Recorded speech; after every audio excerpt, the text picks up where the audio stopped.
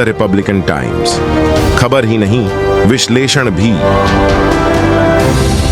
सत श्री अकाल, आप देख रहे हैं रिपब्लिकन टाइम्स में रजीउर रहमान। जन अधिकार पार्टी के राष्ट्रीय अध्यक्ष पप्पू यादव ने आज कोसी सीमांचल के कई अहम मुद्दों पर बिहार और केंद्र सरकार से कई तीखे और चुभने वाले सवाल करने के साथ साथ कोसी और सीमांचल के हक के लिए आर पार की लड़ाई लड़ने का ऐलान कर दिया है। बता दें कि आज मधेपुरा जिला मुख्यालय के कला भवन के सामने जन अधिकार पार्टी द्वारा 10 सूत्री मांगों को लेकर एक दिवसीय उपवास कार्यक्रम का आयोजन किया गया था। कड़ाके की ठंड के बावजूद उपवास कार्यक्रम में काफी संख्या में पार्टी के नेता और कार्यकर्ता समेत अन्य लोग मौजूद हैं। उपवास कार्यक्रम को संबोधित करते हुए जाप सुप्रीमो ने राज्य और केंद्र सरकार पर कोसी और सीमांचल के साथ सौतेलेपन रवैया अपनाने का इल्जाम लगाते हुए कहा कि मधेपुरा और सहरसा ने बिहार और देश को कई मंत्री दिए, फिर भी बाढ़ से पूरी तरह से निजात पाने के लिए आज तक हाई डैम क्यों नहीं बनाया गया? कोसी और सीमांचल की नदियों की हालत किसने बिगाड़ी? बाढ़ हमारे लिए अभिशाप क्यों बन गई? बिहार से हर साल 1.25 करोड़ लोग क्यों पलायन कर रहे हैं? मधेपुरा से आज तक एक भी लंबी दूरी की ट्रेन क्यों नहीं चली? इसके लिए जिम्मेदार कौन है? समाजवाद की दुहाई देने वाले नेता कब तक कोसी और सीमांचल का इस्तेमाल अपने राजनीतिक फायदे के लिए करते रहेंगे? पप्पू यादव ने कहा कि अब ऐसा नहीं चलेगा। राज्य और केंद्र सरकार को अब कोसी और सीमांचल को उनका वाजिब हक देना होगा और जब तक कोसी और सीमांचल को उनका वाजिब हक नहीं मिल जाता तब तक हम आर पार की लड़ाई जारी रखेंगे। उन्होंने कहा कि आगामी 4 मार्च से पूर्णिया के रणभूमि मैदान से 5 लाख लोगों के साथ सड़कों पर उतरकर इस आर पार की लड़ाई की शुरुआत करेंगे।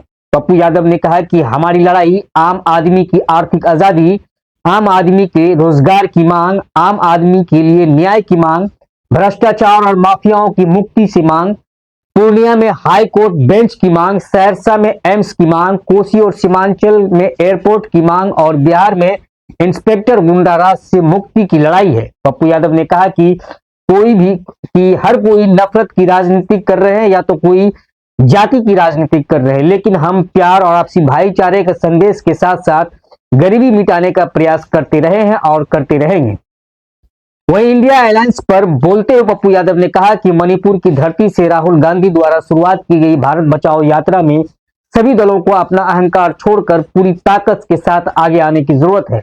उन्होंने कहा कि मणिपुर में आरएसएस ने जुल्म और अत्याचार की शुरुआत की है। मणिपुर में मारे गए हजारों लोग और वहां की बहु बेटियों के साथ हुए बलात्कार में आरएसएस की भूमिका है। मोदी सरकार पर हमला बोलते हुए पप्पू यादव ने कहा कि मोदी सरकार की नीतियों ने लोकतंत्र को बुरी तरह से लहूलुहान कर दिया है और इसे बचाने के लिए यह बहुत जरूरी है कि इंडिया गठबंधन के नेता, खासकर बिहार में इंडिया गठबंधन के नेता अपना अहंकार खत्म कर सबको साथ लेकर चले और 2024 के चुनाव में क्षेत्र के पसंदीदा लोगों को ही टिकट दे। दिल्ली और पटना से लोगों को लाकर जनता पर थोपने की आदत बंद करे। पप्पू यादव ने कहा कि अगर इन सभी बातों को ध्यान में रखकर 2024 का लोकसभा चुनाव नहीं लड़ा गया तो न केवल भारत देश का संविधान और लोकतंत्र खत्म हो जाएगा बल्कि इंडिया गठबंधन के नेताओं का अस्तित्व भी खत्म हो जाएगा।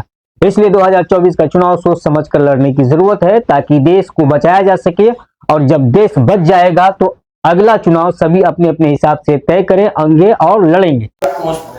मधेपुरा सहरसा ने बहुत सीएम, रेल मंत्री बहुत कुछ दिए, हाई डैम आज तक क्यों नहीं बनी?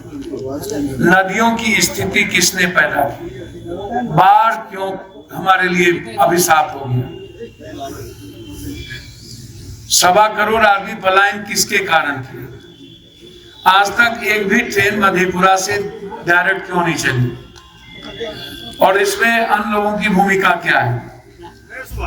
और हमारी लड़ाई आर पार की क्यों है? हम 4 मार्च को आजादी की लड़ाई लड़ेंगे कोसी सीमांचल की और वहां से हम आर पार की लड़ाई शुरू करेंगे। हर ब्लॉक, हर गांव जाएंगे हम। 23 तारीख सुभाष चंद्र बोस जी की जयंती से शुरू होगी। कर्पूरी ठाकुर जी की पुण्यतिथि के साथ हम लोग आगे बढ़ेंगे और अब रुकेंगे नहीं। जो लड़ाई जन अधिकार पार्टी की है वो है आम आदमी की आजादी, आम आदमी की आर्थिक आजादी, आम आदमी को रोजगार, आम आदमी के जीवन में बदलाव, आम आदमी के साथ न्याय, भ्रष्टाचार और माफियाओं से मुक्ति,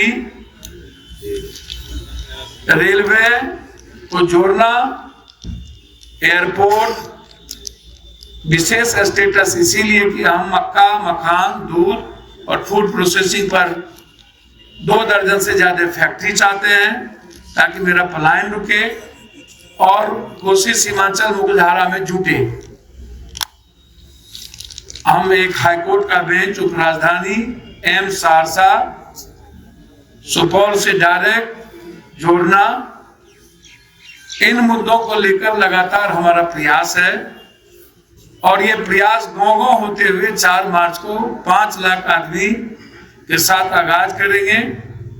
लोग नफरत की राजनीति करेंगे, लोग जाति की राजनीति करेंगे।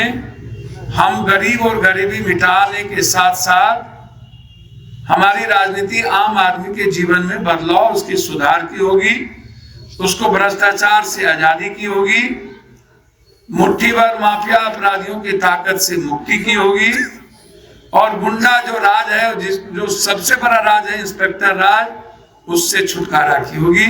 इसीलिए ये लड़ाई है।